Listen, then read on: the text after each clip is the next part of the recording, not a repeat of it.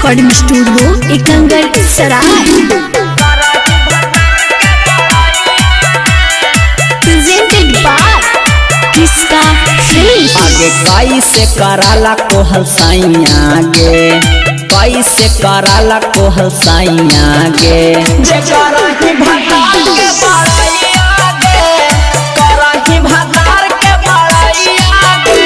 आगे मोट मोट खिलल कौ का गरैया गे, मोट मोट खिलल कौ का गरैया गे, जे करही भतार के बड़ाइया गे, करही भतार के बड़ाइया गे।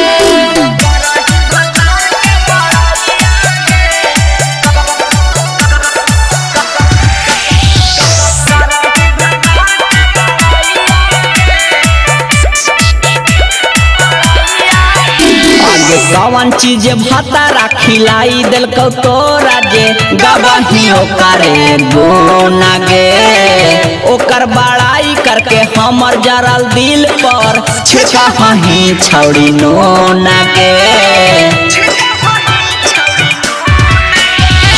कौन चीज भतारा खिलाई दिल को तोरा जे गवाहियो करे गुना गे, ओकर बड़ाई करके हमर जरल दिल पर छिका ही छौड़ी नोना गे।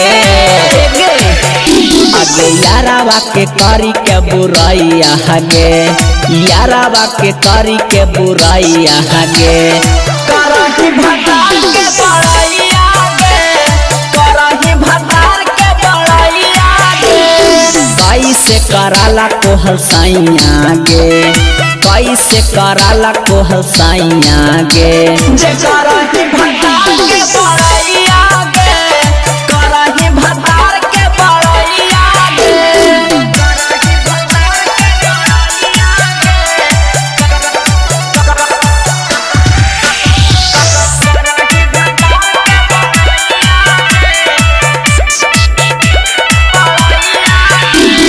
गे नहीं भुलाई सब हमर कैल धैले, ओरा से हालू का हम काम गे, रखले हो सबूत अभी राजा राउ सनमा, दिले हालू हम जवान गे। इसका रिकॉर्डिंग स्टूडियो एकंगर सराय। आगे गे नहीं भुलाई सब हमर कैल धैले, ओरा से हालू का हम काम गे, रखले हो सबूत अभी राजा राउ सनमा, दिले हालू हम जवान गे।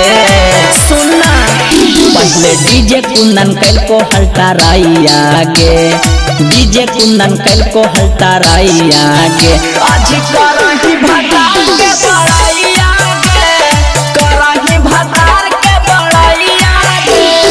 कैसे कराला कोहल साइया गे, कैसे कराला कोहल साइया गे, जे करही भतार के बड़ाइया गे, करही भतार के बड़ाइया गे। इसका रिकॉर्डिंग स्टूडियो एकंगर सराय।